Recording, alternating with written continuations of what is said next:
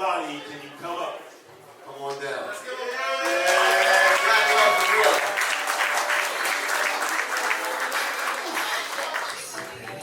a Some of your clients, DJ Drama, Rick Ross, like you said, Bernie's Burgos, all that. So, a lot of times we see business and we see people. So obviously you're successful, right? You're making a lot of money. You got celebrity clients and all of that. But not too long ago, it wasn't like that, right? Yeah, it was different. So, all right. So you said in 2015 you made $20,000 for the year. 26. 20. Don't cheat him. All right. 26. $26,000 for the year, and then 1 year later you were able to make $20,000 in one day. On a boring ass Tuesday. So, all right. So you know what I mean? Talk about going up. Boring ass Tuesday. How does that happen? How does that transformation happen? Okay, so we got a brick and mortar. My business, my gym. You can only make so much money in a gym, in a brick and mortar. That's any business. You can only make so much money in in a brick and mortar. So we had the dopest gym. Still had the dopest gym. We got plenty of clients coming in there. But when I took my talents online, I was able to instead of 400 clients or 400 people coming to the gym, I was able to have 4,000 people, 5,000 people worldwide because it's online. You get what I'm saying? So we didn't have any. There's no limit when it comes to the internet. So that's what we were able to do. We created a program that allows people to lose weight from the comfort of their own home. Scaled our business up, and we went from there. So that's how I was able to make the ends meet, and so on and so forth. So one of your specialties and the things you pride yourself on is getting people to come to the space, right? Yes. And I know you had a background as a party promoter. How did the one medium translate to the next one? I guess when you throw on parties, you got to get 100 people to come to a facility at 200, 300 people to come to a facility. I can get 10. I can get 20, I can get 30, you know what I'm saying? So it wasn't hard for me to get people to come to the brick and mortar, you know what I mean? But when it comes to celebrities and things of that nature, we're gonna speak about it, but influencer marketing is a big thing. Before Gary Vee was talking about it so much, I see a girl, she got 20,000 followers, I'm training her for free. This girl got 100,000 followers, I'm training her for free, period, you know what I mean? And people talked about me and things of that nature because it wasn't cool. It wasn't a thing, influencer marketing, it wasn't a thing. But 2015, I was doing that, training people for free. I remember when I trained Rick Ross the first time, my wife, she like, all right, you've been over there a week, he ain't give you no money? I'm like, psh. It's bigger than that. First of all, it's Rick Ross, just chill out, you know what I mean? And she was like, well, you need to get at least $50 from him, $50 a session. Man, this man paid me $1,000 a week. Listen to her ass, I'd have been getting $50 a session, you know what I mean? So sometimes you guys gotta just do the work, you know what I mean? Be at the table, just be at the table. This man is Rick Ross. I'm gonna go there and I'm gonna see what happens. Yeah, you know what I'm saying? You got him in the pool. Yeah, man, busting his ass. Yeah, you gotta be there and see what happens, you know what I mean?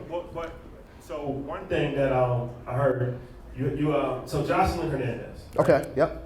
She really changed things for you guys because so can you tell that story? So it was a bag of money involved. Yep. It was your friend and it was some stretching. So what happened was that's a crazy combination. most definitely. Words are gonna paint the picture now. So I'm training Jocelyn Hernandez and she's pregnant and she want to do a pregnancy DVD. And I'm like, DVD is kind of old, you know what I mean? This and the third, but in between me training her from month 1 all the way to after she had the baby, we came up with this online program.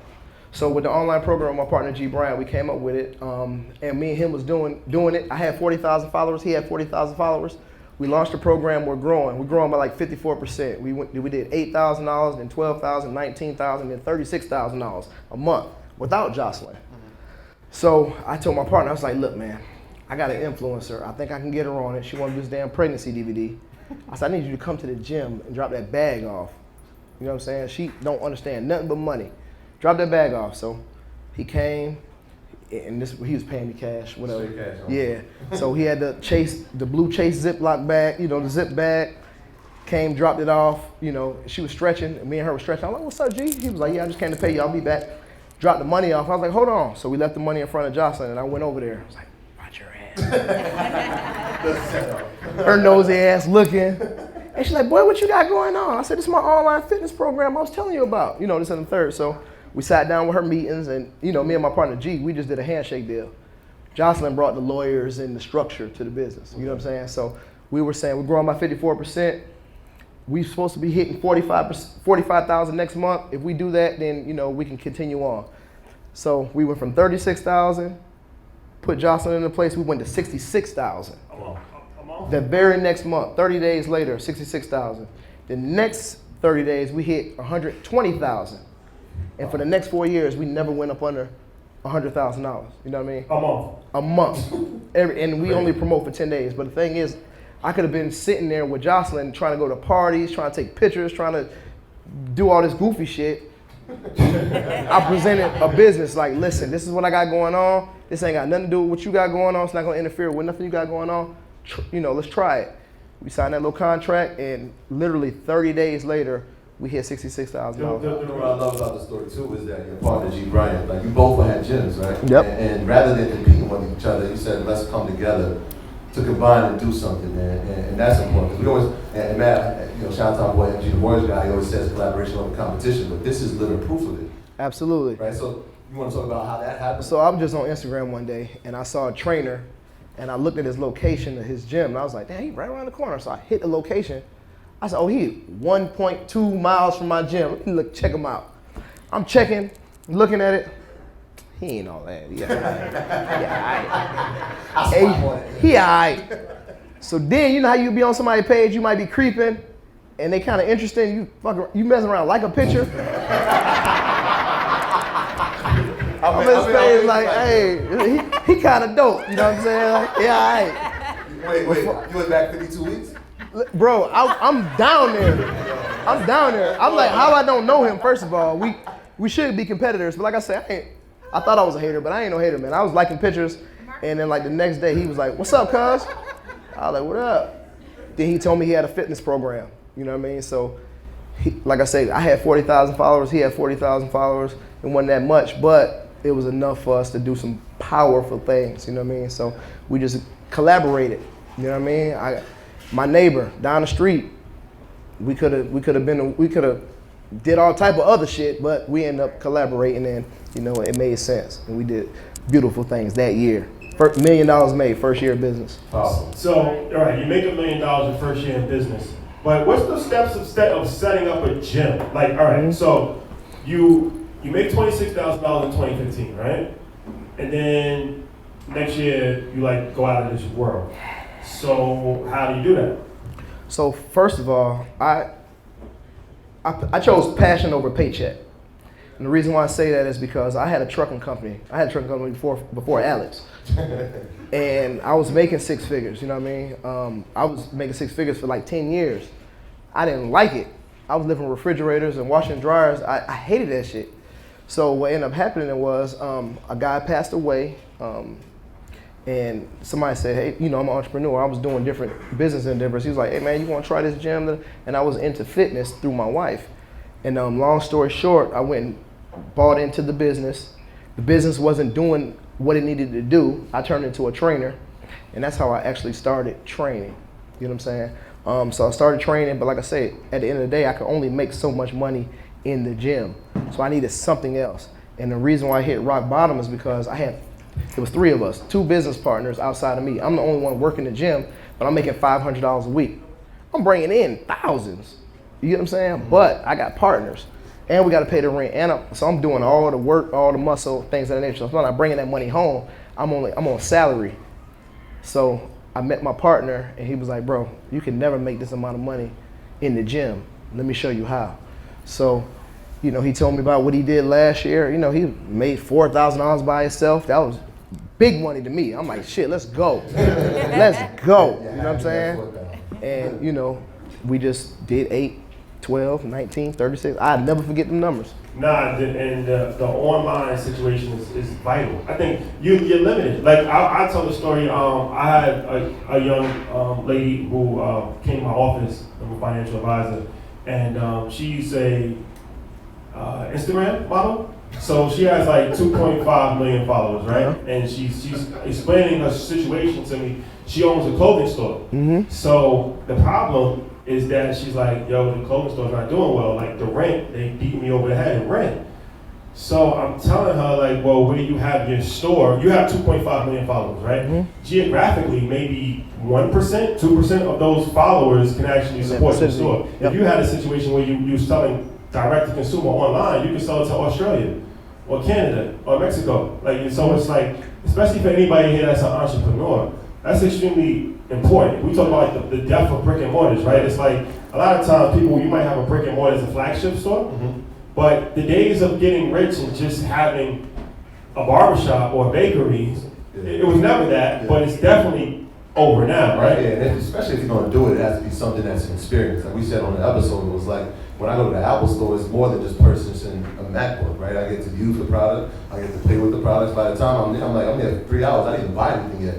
Right? They might be offering classes there that I can take. It's like, there's more than a purchasing experience there. So if you don't have that type of experience, it's gonna be tough. No, I can't stress that enough. And shout out to my brother Alex Good Energy. He's a perfect example of that, where it's like, he makes a lot of money from trucks. He has like 14 trucks. 11 trucks. He's trying to touch your shoulder. Nah. I was going to get Alex is the numbers guy. He's like, yo, get the numbers right. Dude, I was just going to give him 3 off the strip. So he has 11 trucks on the road, right? So he's obviously making a lot of money on trucks. But he's probably making more money off of his portal because he teaches people how to do trucks. So now he's duplicated himself, right? He created one system where he can replicate that and eat for years. He doesn't have to be up at 12 o'clock at night working for somebody to log in and purchase what he has to offer, right? Bro, So, I'm gonna say, I say this all the time. The internet is so amazing. Look at Uber, right? Uber don't own no goddamn cars. Biggest transportation company, period. They don't own no cars. Facebook, the biggest catalog with pictures, they don't own no goddamn car. They're not coming out taking no pictures of nobody. But you know how much money Facebook makes? It's just brilliant. You got to get on the internet. If you got a business, you need to be your ass online trying to do something, trying to figure it out. Not to change the subject, but like my wife, she's sitting up here. Her story is retarded. Yeah, I'm about to talk She about about to get into it, but perfect segue. but listen, the shit we able to do, and we like to talk to people, be very transparent, things of that nature. What she did with $200 and 90 days later is ridiculous. You don't need no bunch of money. You just need to know some people, know a person, things of that nature. My partner, G. Bryant, his gym was 1.2 miles down the street from me. I could have been beefing, like I said, but I took it upon myself to team up with him. Some of y'all got great business ideas, right? You got a cousin, she got 1 million followers, she got 100,000 followers. You don't even talk to her. She ain't making no money with them damn followers. Link up. Link up. Use her audience for your product, what you have. I'm telling you, if you're an entrepreneur and you ain't online, your ass is sleeping 2020. Period. I'm telling y'all, and I'm gonna tell you why in a minute. Dana Chanel said on our podcast, if your business doesn't have a home, it's homeless. And she was talking about apps. But yeah, that's a fact. If you're not online, you don't have a business. Facts. You just have a hustle. That's it. Difference. You gotta work shit out. We gotta talk about his best investment. Yeah, the best thing you ever did. The best thing you ever did. 18 years you guys have been together. So, Helani, I want to talk to you because you are interesting for a few different reasons. You are the chief of the fire department. DeKalb County, is that correct? So I'm not the chief. Okay. I am a chief. A chief. Oh. Yes. Okay. We're not the big dog yet. We're gonna get there. All right. So you're a chief of the fire department. Yes. You have a clothing line. You are a partner in the law. You have a bunch of stuff. Whoa. You're a full-time mom. Oh yeah. Yes. Facts. And you make no secret about it. You're good at all of these things. I am Superwoman. There it is. Yes. So we're gonna talk about your business, but first, just like from the perspective, because especially for women, this has been a big topic with like the CEO, I think of, or COO of Facebook, something, and it was like a big discussion of work-life balance. Been in the news a lot, and there's a lot of women listening to Early Leisure, there's a lot of women here. How has that been for you to be a mother, to be a chief at the fire department, and to be an entrepreneur? Like, how are you able to manage all of that? It's stressful. I'm not gonna sit up here and lie. It's very stressful. It's a lot to balance on a regular basis. I solicit help Without help, like this one right here, my right-hand man in every respect, seriously. And so between him, family, I hire help.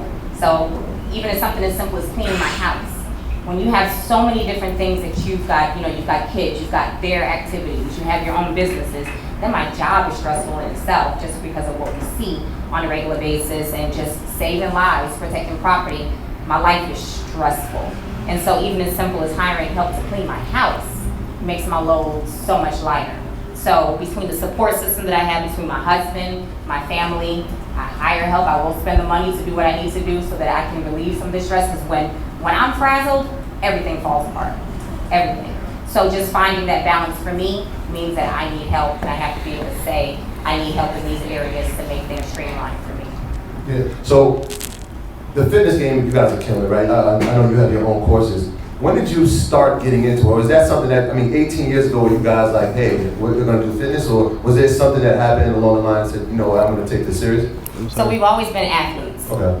However, when I got pregnant with our second child, my son, I gained 50 pounds. So I'm little, I'm 5'2". I got up to 163 pounds. I was a big girl for me. Mm-hmm. And so once I had the baby, I started working with a personal trainer. Dropped the weight. In the meantime with that, he was like, you should compete, you should do some bodybuilding shows. Mm-hmm. That's how the fitness game started for us. So I got really, really heavy into lifting weights, getting ready for these bodybuilding competitions and stuff. He's on the sideline, he's watching me. Oh, so you got him into the fitness? I got him into the fitness game, yes. I brought him in, because he's looking at me and he's not liking it initially. He's like, you like a little dude. He told me when I was getting ready for my first show, and he's like, you like a 14-year-old boy. And that was Very encouraging. I did not compete in that first show because I was like, my husband thinks I'm like a little boy. That's not cute. Nothing sexy about that. I quit. I did not compete in that first show. But once I actually started competing, and he really got a chance to see that that look is temporary, and then he started seeing just the benefits of it, that brought him into it. He did his first show, bit the fitness bug, and here we are today as a result of just gaining some weight from pregnancy. So I know, and he talks about the year 2015 a lot as being such a downtime for him. My thing is, like, from your perspective, what was that like for you, watching him being in a place that, I'm sure he was sure of himself, but maybe a little doubt was creeping in. What was that like for you? A lot of doubt. That was crazy for me because I was always against entrepreneurship. Always against it. He's always been one of those to take risks. Me, I'm fire department. I'm almost 18 years in. This is my 18th year in the fire service. And so I'm like, nah, every 2 weeks I know what my check is going to be. When I get a raise, I know how much that check is going to be. I know how much money is coming into my household. And that's always the way I operated. So with him always wanting to venture into these other areas, I'm like, I wasn't always supportive with it. So when 2015 rolled around, and here I am looking at a tow truck take our Mercedes away. I'm looking at a foreclosure letter, and I'm like, oh, I ain't tell y'all that part. My shit got foreclosed on. It didn't get foreclosed. Foreclosed letters. Yeah, foreclosed letter. What you call it? Repossession. My Benz and gone. I'm looking at him like, this is why you need to get a job. Yeah. That's how I'm looking. I'm like, we got kids. I'm like, what are we supposed to do? Very encouraging. It got real fast. I can imagine those conversations. Yeah, so it was a stressful time for us. However, one thing about us is that although we might not fully understand what the other is doing at the time, if he tells me, I got it, I'm gonna step back and I'm gonna say, okay, I'm gonna let you live and I'm gonna let you handle this. And that's what he did. And so he figured it out, of course. And let me say something real quick, y'all. In 2015, because we skipped over a lot of that, right? 2015, when I started training, I went from $100,000 a year to $26,000. That's what we're talking about. And in doing that, we had to scale back. We had a house, we had a car, that type of thing. I had to start back driving that 96 Expedition instead of that goddamn S550 Mercedes. You know what I mean? I had to take some of them watches off and give them back, things of that nature. So a lot of people are scared to scale back, and it's okay. If you think you got something that's really good and it's worth it, man, go all in. Yeah. Go all in. Yeah, so like, trust me. When you start pulling up in places that you used to go, they're looking at you like, yo, man, Crazy. What happened to you?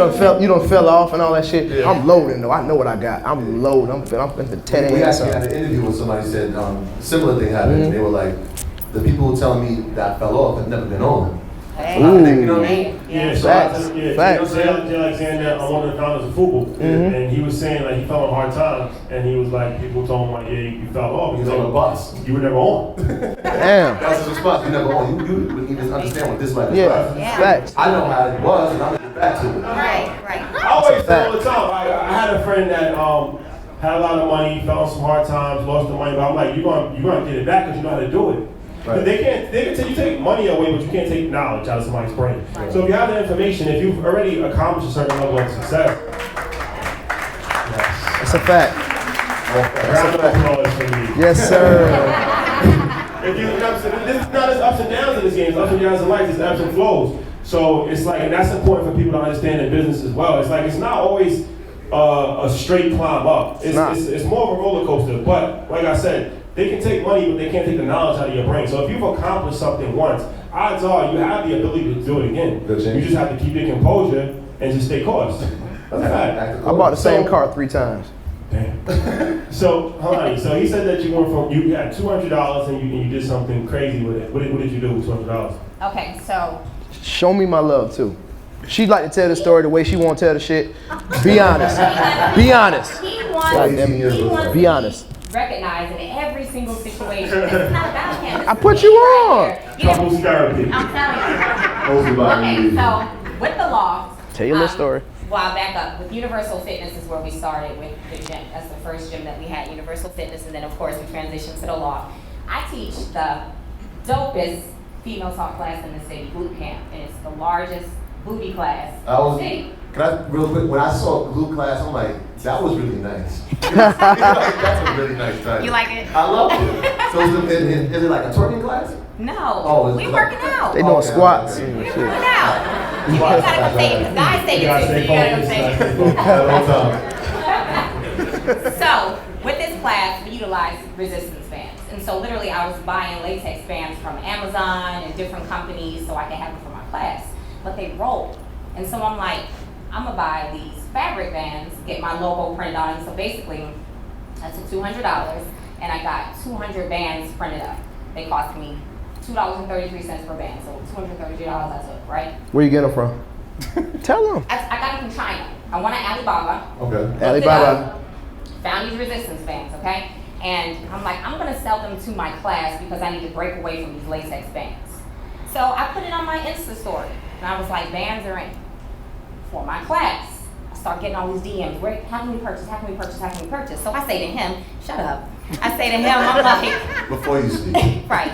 I'm like, these people, I got all these DMs like asking me how can they purchase these bands. I didn't buy these bands for these people. I bought them to sell in my class. And he's like, Shopify. I'm like, what the heck is Shopify? Google it. All right. Y'all better Google it if y'all don't know what Shopify is. But go ahead. So I look up Shopify. I see it's super simple. Literally, I sat there in 5 minutes, created a Shopify account. I had one band, one type of band. I put a picture on it, went in my closet, put it on my hardwood in my closet, took a picture, uploaded it to Shopify, went to bed, right? It took me 5 minutes to do it. Went to bed. Woke up the next morning, wasn't even 8 hours. I had made $500 in my sleep.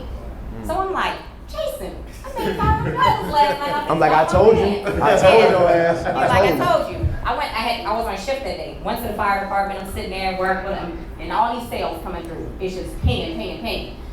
These sales, this is crazy. Less than 24 hours, I made $1,000 off bands. Oh, wow. So fast forward, I'm like, okay, how can I expand this? How much you made off the bands? Huh? How much you make off the bands? I made over $10,000 just off the bands. Wow. $200 investment. I paid $2.33 per. I spent $233 my initial investment, and I made over $10,000 with these fabric bands. And I just stopped selling because literally I was like, I only can go so far with this. So I gotta find something different. So that's where, and if I'm jumping ahead, sorry. So that's where, of course, Body Envy came into play. Every day he's coming home. I got packages at my door every single day. He's on Instagram like, every time I come home, it's stuff for her at the door. Somebody gonna send me some stuff? I mean, literally, they're sending me all this stuff because they want me to promote it. And the way I operate, I don't charge for promotion. If I like something, it's quality, I'm gonna wear it, I'm gonna post it, and so I'm like, why are you sending me all this stuff? Evidently, I'm driving traffic to them. Evidently, I'm making them some money. But the way I operate, because, like I said, I'm kind of I was kind of anti-entrepreneur. I'm like, I don't know if I want to take that leap of faith and create my own situation. I got my fire department money, which is decent. You know, I got benefits and all that. So I don't know if I want to really venture off. So there was another she's a really well-known entrepreneur in Atlanta doing her thing. She reached out to me on Instagram. She DM'd me and she was like, hey, I always see you repping everybody else's stuff. I don't know if that's yours and you like undercover repping it like it's somebody else's, but you need your own stuff, sis. And I told him, literally that day I was on shift, I went to work, I set up my LLC, I went to Alibaba, started Googling athleisure wear, yoga wear for women, ordered samples, I set up everything I needed to legally. Stuff came in, saw what it was, ordered my first set up my Instagram page, launched it on a Sunday. From that point forward, here we are. We are 90 days in as of today and over 100K made. God damn.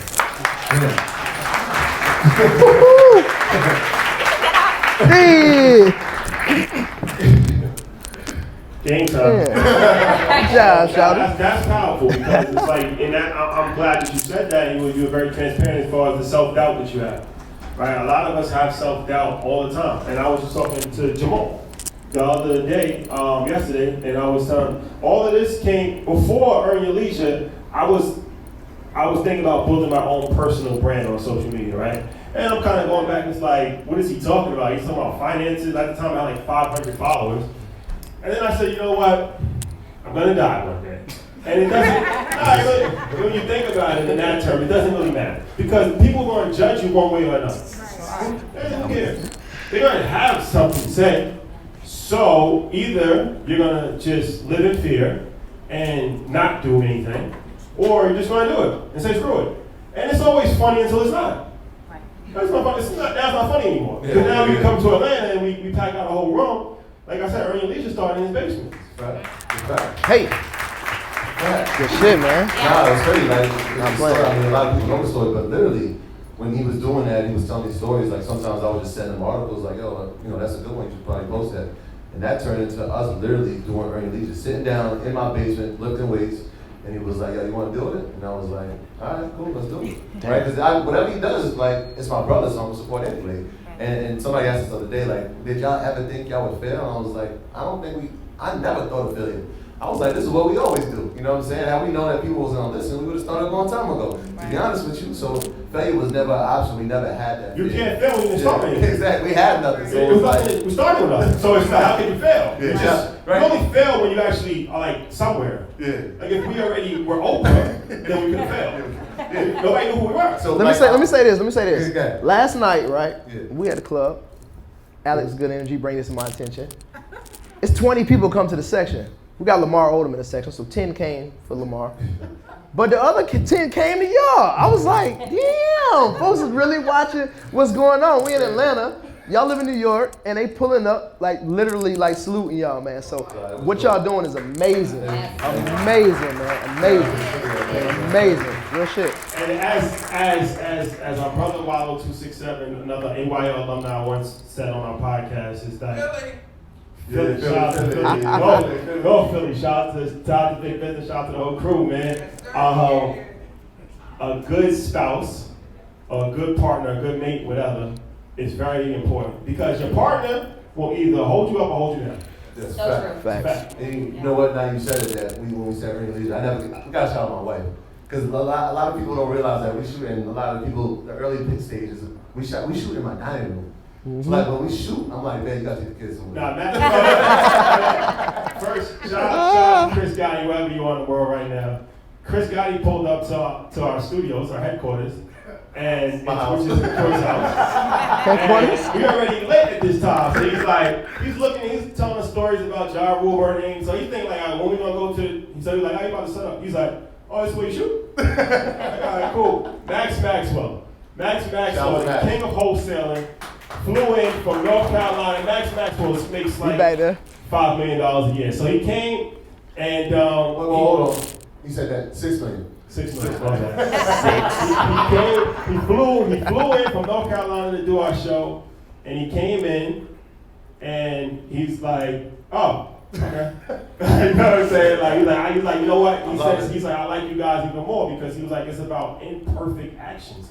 He's like, I got one of the top business podcasts in the world, not America, in the world, and y'all doing this in a living room, like pretty much. Like he was like, yo, makes me even like your story even more because how many people was like, I gotta get right, I gotta get my budget for a studio. We don't have the right camera. Yo, we was I shooting hate on that. iPhone. Yeah, yo, so we recorded episodes yesterday, and some of the alumni from the beginning, Matt, Andy, when we started, we my iPhone, Shadi's iPhone, and we would like find one other person that we could use their phone to take 3 angles, and then they came yesterday, they're like, yo, there's a lot of stuff that's changed. I got lighting, cameras, and good mics. I'm like, No yo, cap. bro, we started from the bottom, now we here for real. That's what's up. That's what's up, I man. just wanted to say that before we go, we got time for like 2 questions. Does anybody have a question? I want to say one more thing though. Yeah, go ahead. Sorry. I'm sorry.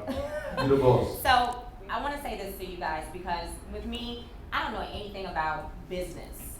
That's not my realm. I'm fire department all day long. I don't know nothing about ads. I know nothing about influencer marketing, none of that stuff. But what I did was I knew that I could create a brand. I knew I could do that. I knew people follow me. So I knew I could be successful with something that I create.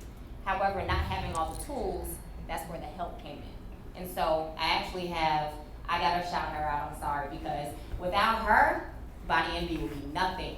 She's my marketing manager. City, Yeah. she right Oh, there. there she is. Shout out to you. I gotta shout her out because literally, the Instagram page, the sales that I run, the ads that I run, the Google searches, we're 4% in the athleisure wear industry 3 months in. It's because of her. We love you. But so I'm just saying all that to say, you might not know how you're gonna do everything. You might know how to get from point A to point B, but there's somebody that does. And there's somebody that can help drive your business and be that, that teammate that you need to take you where you need to go. She's that for me. So you got that at your disposal, utilize it. Utilize it. Don't look at it, I gotta pay that person a salary. It's tapping into what I'm making. Bull crap, because they're gonna make what you're making so much more exponential, it's not even gonna be funny. So you're gonna have to invest in order to see the return. You got to. You can't be a cheapskate in business. That happens a lot. People try to save money every corner, and you get what you pay for in life. And you try to do everything yourself, and you're gonna end up burnt out, and you can only go so far doing that. You have to actually employ, you have to pay, and you have to pay. Like, stop negotiating. Right. Like, no, like, stop negotiating. You're negotiating with people, and then you realize that you're getting bad service. Right. No, like, just pay. The service, like, if it's too much, then just get somebody else. Right. Don't negotiate. Right. You know what I'm saying? Because it's like you're trying to negotiate, and it's like they'll do it for, but they're gonna have that in their mind, and they're gonna do it for half the price, Right. half of the work. Exactly. Yeah. Hold on, quick question. Really quick question, because I'm thinking about this. Just a personal question, really. You're balancing a bunch of things, right? Now that you're an entrepreneur, but you also have the fire department. At what point are you, is there going to be a point where you say, you know what, I have to dedicate my full attention to this and leave this? Like, is there a point, is that in your mind? Are we getting close? So, I'm happy that you asked that question because I get asked that question a lot. Yeah. I walked into the UPS store shipping Body Envy stuff one day, and this lady was like, hey, when are you gonna leave that? She pointed to my uniform. Yeah. And I'm like, okay, so this is the thing. I'm getting close. However, pension. I do think about my pension. Okay? And I think about the fact that it would be 18 years down the drain if I walked away now. I could have walked away years ago just because of what he does. Yeah.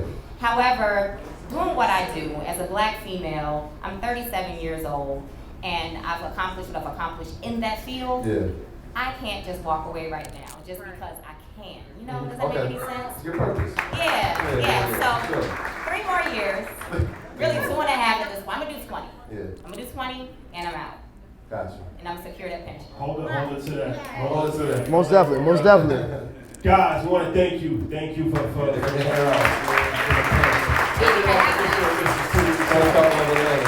Hey, look, let me make a promise to them real quick.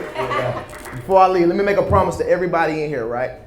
I promise you, whatever you're doing, whatever it is you're doing, guys, you got a lemonade stand, you cut grass, I don't give a damn what you're doing. I promise you, somebody's making $1 million doing it. You understand what I'm saying? Somebody, whatever, I don't give a damn what it is, ice cream, whatever. Somebody's making $1 million doing it. Figure that shit out. Figure it out, y'all. All right? Yes. Word to live by. Sure. Camera speeding. Action.